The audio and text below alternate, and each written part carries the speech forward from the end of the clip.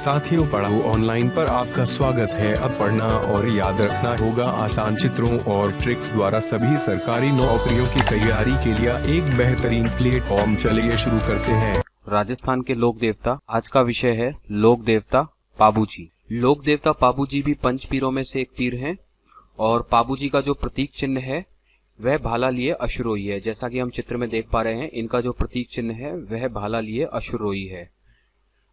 चूंकि अपने जनोपकारी कार्यों से यह भी इतने लोकप्रिय थे तो इन्हें भी कई उपनामों से जाना जाता है। इन्हें गोरक्षक देवता कहा जाता है क्योंकि गोरक्षार्थ इन्होंने अपने प्राणों की आहुति दी थी, तो इन्हें गोरक्षक देवता कहा जाता है। इन्हें लक्ष्मण का अवतार कहा जाता है। इन्हें ऊंटों का देवता कहा जाता है और इन्हें प्लेग रक्षक देवता भी कहा जाता है। तो चलिए इनके जीवन पर एक दृष्टि डाल लेते हैं। पाबूजी का जो जन्म है वो विक्रम संवत 1313 अथवा 1239 ईस्वी में जोधपुर के पास कोलू गांव में फलौदी तहसील जोधपुर में हुआ था। इनका जो जन्म है वह जोधपुर में कोलू गांव में हुआ था और इनके जो पिता थे उनका नाम धांधल जी राठौर था और माता का नाम कमला दे था। इनकी जो पत्नी थी उनका नाम फूलमदे अथवा सुप्रिया दे, जो कि अमरकोट के सूरजमल सोढ़ा की सुपुत्री थी।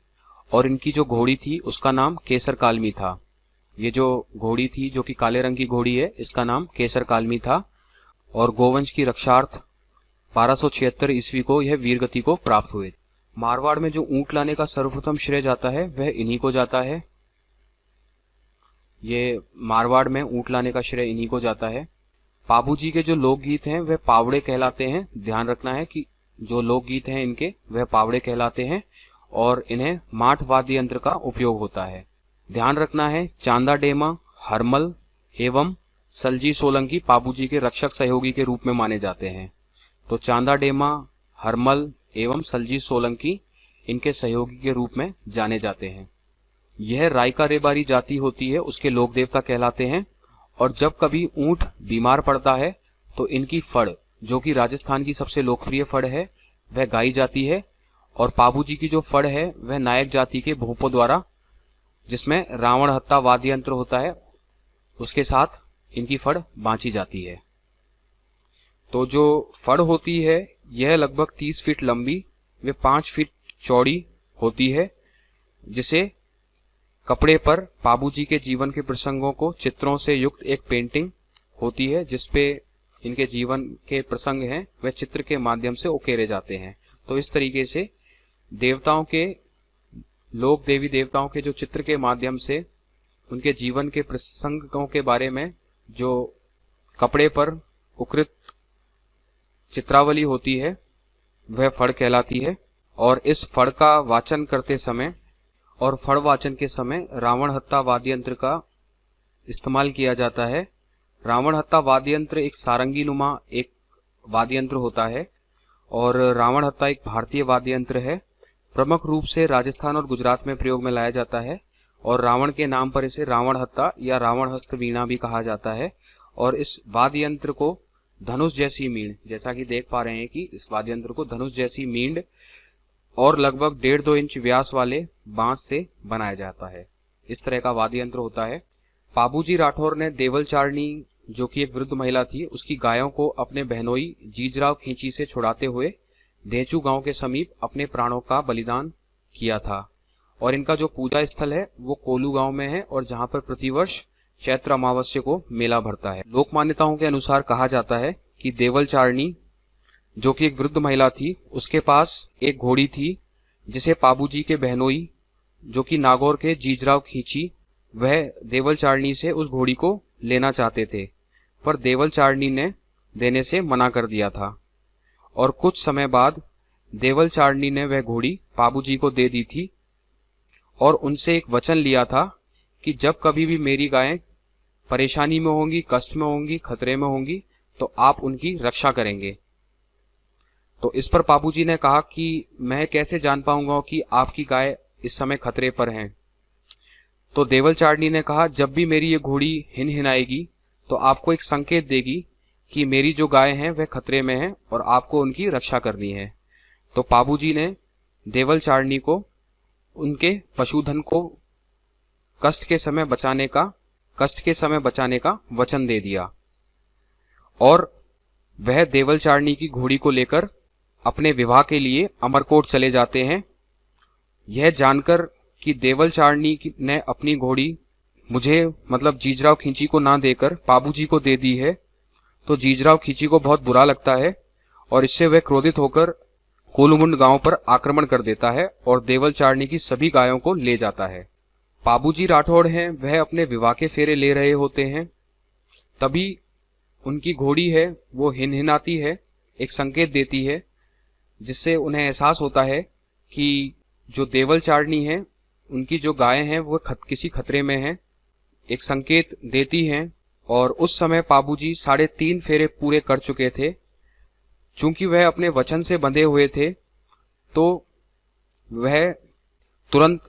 वह जैसे ही उन्हें यह पता चलता है, यह संकेत मिलता है कि देवलचारिणी की जो पशुधन है वह खतरे में है, तो वह 3.5 फेरे के पश्चात ही देवलचारिणी की जो गाय हैं उन्हें बचाने के लिए पूरे फेरे किए बिना ही वहां से चल देते हैं और वह देचू गांव में जीजराव खींची के साथ युद्ध करते हैं और जिसमें उनकी मृत्यु हो जाती है और गायों की रक्षार्थ वह अपने प्राणों का त्याग कर देते हैं। और मान्यताओं के अनुसार मारवाड़ में आज भी 3.5 फेरे लेने की प्रथा मानी जाती है। तो गौरक्षार्थ पाबूजी ने अपने प्राणों की आहुति दे दी थी। इनका जो प्रतीक चिन्ह है वह भाला लिए अश्वरोही है और पशु के बीमार हो जाने पर ग्रामीण पाबूजी के नाम की तांती जो कि एक धागा होता है वह पशु को बांधकर मन्नत मांगते हैं। तो एक मान्यताओं के अनुसार पशुओं को एक धागा जिसे तांती कहते हैं वह बांधकर मन्नत मांगते हैं। हरमल एवं चांदाडेमा पाबूजी के रक्षक थे तथा आशिया मोड़जी ने पाबू प्रकाश नामक ग्रंथ की रचना की थी। बहुत महत्वपूर्ण है, ध्यान रखना है। आशिया मोड़जी थे, उन्होंने पाबू प्रकाश नामक ग्रंथ की रचना की थी जिसमें पाबूजी के जीवन गाथा से संबंधित वर्णन है। प्रतिवर्ष चैत्र अमावस्या को पाबूजी के मुख्य थान, इनका मुख्य मंदिर गांव कोलुमुंड जोधपुर में है, जहां पर एक विशाल मेला लगता है, जहां भक्तगण हजारों की संख्या में आकर उन्हें श्रद्धांजलि अर्पित करते हैं। धन्यवाद। ऐसे साथी जो ट्रिक्स के माध्यम से याद रखते हैं उनके लिए काफी यूजफुल हो सकती है। बाकी आप खुद की ट्रिक्स भी बना सकते हैं। तो चलिए आसान ट्रिक्स की मदद से पाबूजी के जीवन परिचय को समझ लेते हैं। तो साथियों, इसके लिए आपको सिर्फ एक ये लाइन याद रखनी है, जिसके बाद इसके अंदर आपको सारे प्रसंग मिल जाएंगे उनके जीवन से संबंधित। तो आपको याद रखना है, किसी व्यक्ति का नाम था कालू, तो कालू फल, जौ, धान, कमल के फूल, केसर, चाराम ऊंट पर रखकर पांव तानकर देव और जीजा के साथ धेचू गांव के बाद चंद शहरों में गए। तो कोई कालू जी थे जो कि अपनी ये सारी सामग्री लेकर ऊंट पर रखकर उसको बेचने के लिए धेचू गांव से किसी शहर में गए। तो उस तरीके से आपके दिमाग में ये लाइन याद आ जाएगी कि कोई कालू था जो कि ऊंट पर अपना कुछ सामान रखकर धेचू गांव से किसी दूसरे शहर तक बेचने के लिए जाता है। तो इसको किस तरीके से समझ सकते हैं? तो पहली लाइन है, कालू फल, जौ, धान, कमल के फूल, केसर, चाराम। तो कालू से आपको याद रखना है कि जो पाबूजी का जो जन्म स्थल है वह है कोलू गांव में। फल से आपको याद रखना है फलौदी, जो कोलू गांव है वो फलौदी तहसील में है, और जो से आपको याद रखना है जोधपुर, और जो फलौदी तहसील है वो जोधपुर डिस्ट्रिक्ट में है। तो इस तरीके से आप कालू फल जौ से आप कोलू गांव, फलौदी, जोधपुर जो कि इनका जन्म स्थान है इसको याद रख सकते हैं। उसके बाद धान से आप याद रख सकते हैं, धान से धांधलजी राठौर, इनके पिताजी का नाम धांधलजी राठौर था। कमल से आप याद रख सकते हैं कमलादे, जो कि इनकी माताजी का नाम था। फूल से आप याद रख सकते हैं फूल मदे, जिनको सुप्रिया देवी कहा गया है, तो आप फूल से याद रख सकते हैं फूल मदे। केसर से आप याद रख सकते हैं केसर कालमी, और जो केसर कालमी थी वो इनकी घोड़ी का नाम था। और चार आम से आप याद रख सकते हैं चैत्र अमावस्या, जो मेला भरता है वो चैत्र अमावस्या को भरता है। तो चार आम से याद रखना है चैत्र अमावस्या, जिस तारीख को इनका मेला भरता है। उसके बाद अगली लाइन है, ऊंट पर रखकर पांव तान कर, पांव से मतलब पांव, पैर, पांव तान कर देव और जीजा के साथ। तो इस लाइन से ऊंट पर रखकर पांव तान कर देव और जीजा के साथ से आप ये याद रख सकते हैं कि ऊंट, ऊंट से आपको याद आ जाएगा कि मारवाड़ में ऊंट लाने का श्रेय इन्हीं को जाता है। रखकर से आपको याद आ जाएगा रायका रेबारी, रखकर से याद रखना है रायका रेबारी जो इनके भक्त हैं। पांव से याद आ जाएगा पावड़े, इनकी भक्ति में पावड़े गाए जाते हैं। पांव से आपको याद आ जाएगा पावड़े जो कि इनकी भक्ति में गाए जाते हैं। तान से याद आ जाएगा तांती, तांती से आपको याद रखना है कि मान्यता है कि ऊंट कभी बीमार होता है तो उसको तांती बांधी जाती है, तो आपको तान से तांती याद रखना है। आपको याद रखना है देव से आपको याद रखना है देवल चारणी, और देवल चारणी से आपको याद आ जाएगा कि एक वृद्ध महिला थी जिनकी गायों की रक्षा करते हुए बाबूजी वीरगति को प्राप्त हो गए थे।